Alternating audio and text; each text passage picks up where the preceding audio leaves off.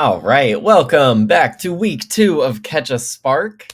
I designed these sessions with a concept, a worthwhile text, and a tool to promote heartfelt learning that reconnects us to our natural love of it.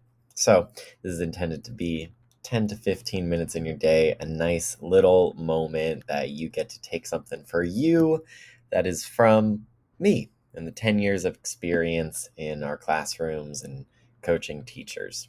So, this one, loving productivity in tough work. Let's jump into this. Hope you're doing just lovely this morning or this afternoon, depending when you're checking in with this. Goal for this one: empower clear, responsible, effective navigation in tough work situations. You'll see it translates beyond work. And we're going to take a concept from positive psychology, above the line and below the line, as well as a text from just about a century ago, Kahlil Gibran's The Prophet, published in 1923, translated into over 100 languages.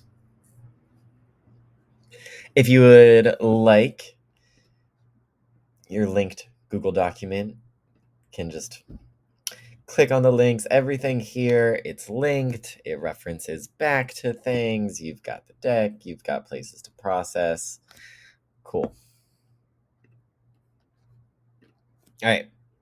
So like I said, above the line, below the line, positive psychology. Excellent excerpt from Kahlil Gibran's The Prophet.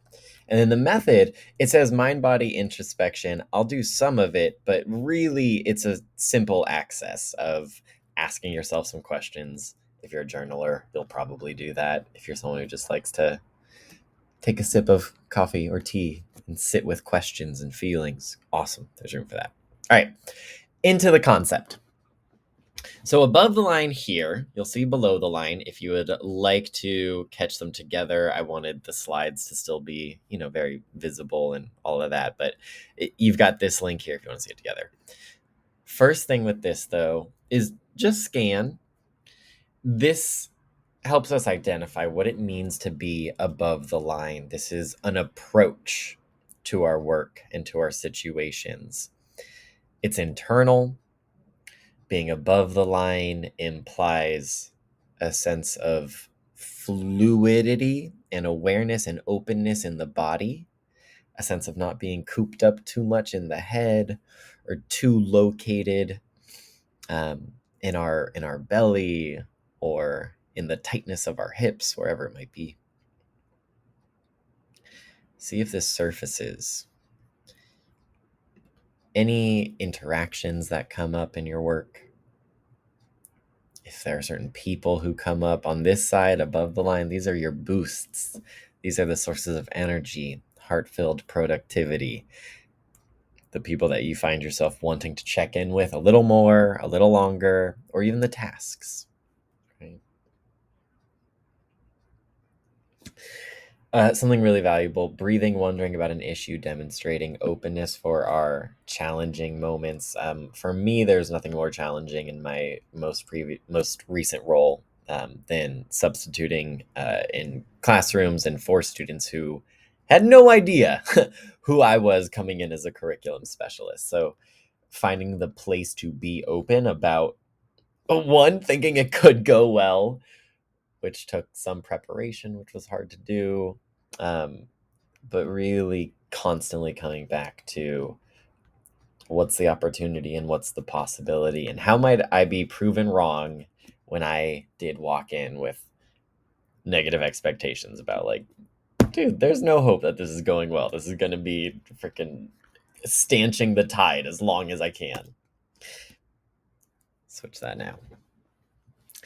Below the line, these are your sources of drain in your work, the situations, the people, the tasks that instantly get met with the woof.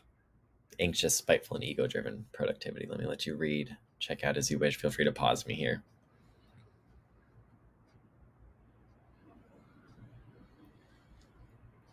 All right. Well done.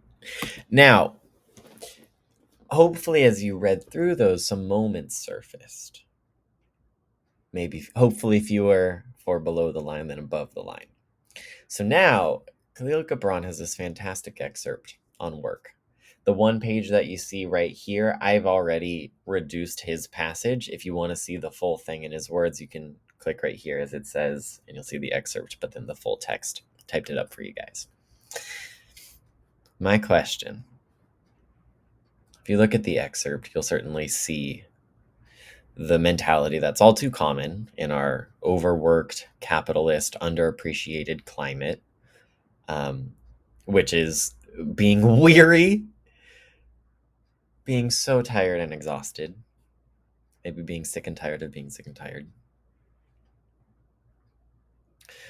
but then also drawing our attention to what it really means to work with heart, with mind and body all aligned, all integrated, the glistening skin, the racing mind, the beating heart, the moving feet, when it all comes together. So what connections do you see between below the line moments? Because these are usually the thorny ones that might bring us here, right? We usually want to take a thorn out rather than put some extra gas in the tank in terms of our motivations. So what connections do you see between these below the line moments and Gibran's message on working with love? When you see him name this connection between urge, knowledge, work, and love, do you see resonance? Do you feel resonance when you bring back those memories that you surface from when's it above the line, when's it below the line? All right. Beyond that, you can pause me. Take your time with this. Sweet. So mind body introspection, here's where it kind of gets to be depending on you and what came up for you. If you were surfacing a lot of above the line moments, stick with those and identify sensations in the body. Where do you feel it? Is it around the heart? Is it a fullness in the chest? Is it that sense of breathing deeply into all four corners of the torso? On the flip side, if you're choosing a below the line moment, for me, being below the line is usually associated with tightness and being clenched and tension. So that's where I check my jaw. I always check my solar plexus because I tend to get in my head and I will literally feel more sensation and more breath above here. And I can make a conscious effort to breathe more deeply into my diaphragm, into my solar plexus, and that tends to loosen the body, let different kinds of thoughts come. You've got the questions here for the above the line. It's about identifying what makes that work so well for you, and then can we transfer and expand? Sorry about that. For the below the line, does Gibran's text help us identify any insufficiencies or any fundamental misalignments leading to that state? And if so, can that help you pinpoint what you can give yourself or what you can seek so that it's a different dynamic and you don't need to keep beating your head against that wall? So here's a great moment. If you feel uncomfortable, to sit with it briefly. Notice where it's coming from. This is a great spot if you're the journaler who likes to just jot down a couple of things. I always keep my journal handy and nearby. Either or.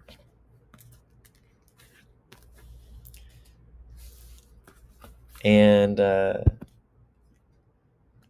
again, all of this digital space is created. Each section here having the processing space, room to write. Yeah. All right.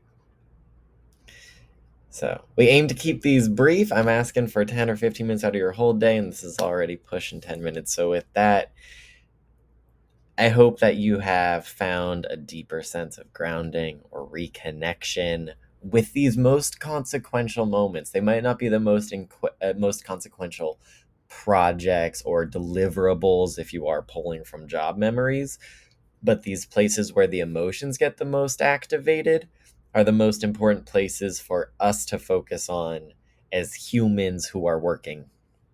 All right, so I very much encourage you. There's this communal touch. You can go ahead, if you're watching this through YouTube, sweet, you already know where to find it. And chances are that's your access point. So that's an awesome place to leave a comment. And in the meantime, this is a growing and expanding business, and I would love to be able to serve you. If this brought up anything that makes you realize you would like a personal session, or maybe you're connected to an organization that feels that some of this would be a really powerful tool for some professional development or community building, here's how you can reach me. And in the meantime, stay lit. Can't wait to see you catch a spark next week.